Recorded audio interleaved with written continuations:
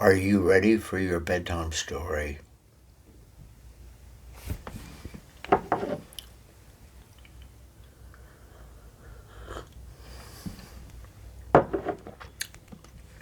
Tonight, we're reading from the Tall Book of Nursery Rhymes.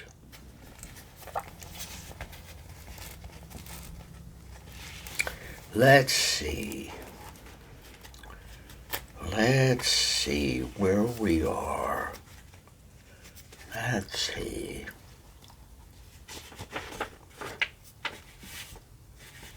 Our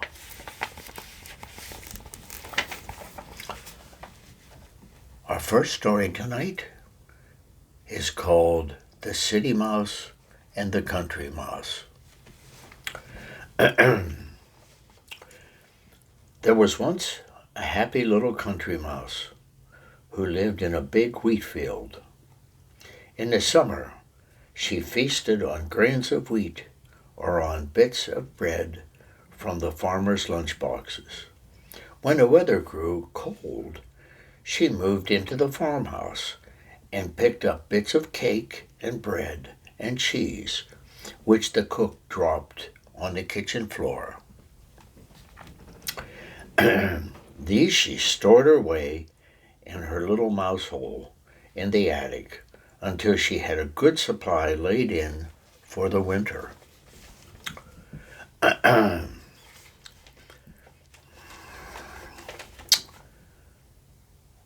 Now one day,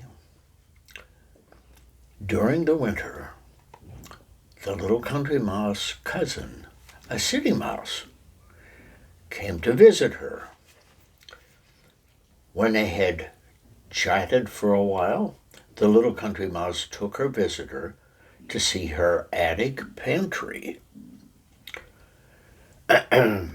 Proudly she showed her the mound of cheese bits, the heaps of bread and cake crumbs, and the neat piles of nuts and dried peas.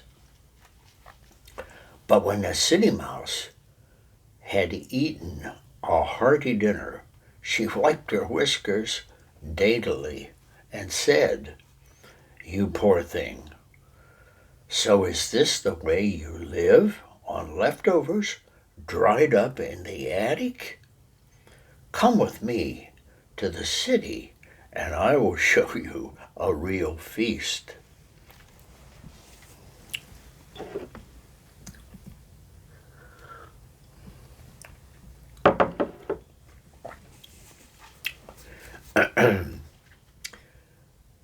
The country mouse immediately felt rather ashamed of her simple home, so she quietly went along with the city mouse to visit her.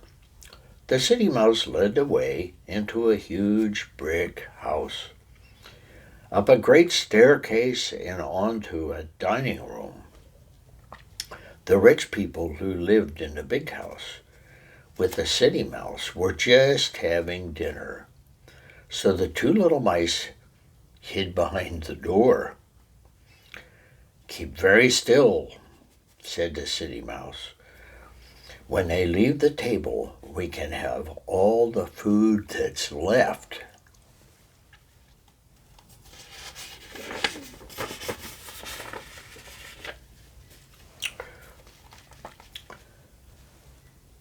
The eyes of the little country mouse grew big and round at that, for she had never seen so much food in her whole busy life. So she sat very still until, with a scuffling of feet and scraping of chairs, the big people left the table.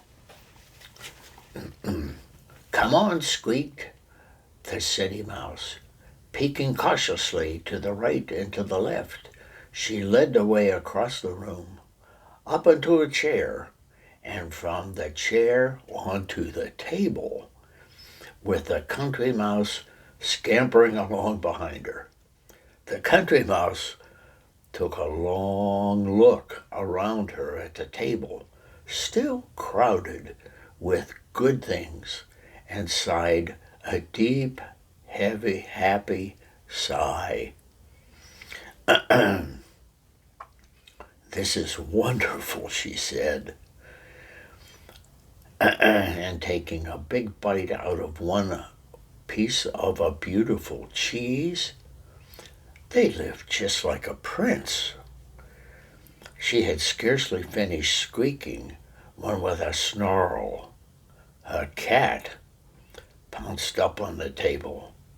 After her came the cook, shouting and waving a big spoon, and onto the room bounded the two dogs, barking fiercely.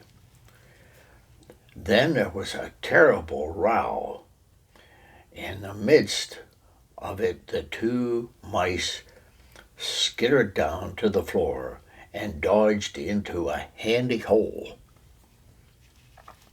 "We'll wait until all this quiet goes along, and again, and we will go back, and we'll get some more," whispered the city mouse.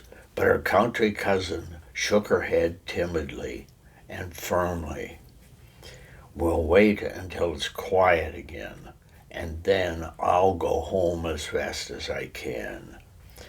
You're welcome to all the food you can get, my friend. As for me, I prefer my dry crusts and my peaceful attic." Are you asleep, dear?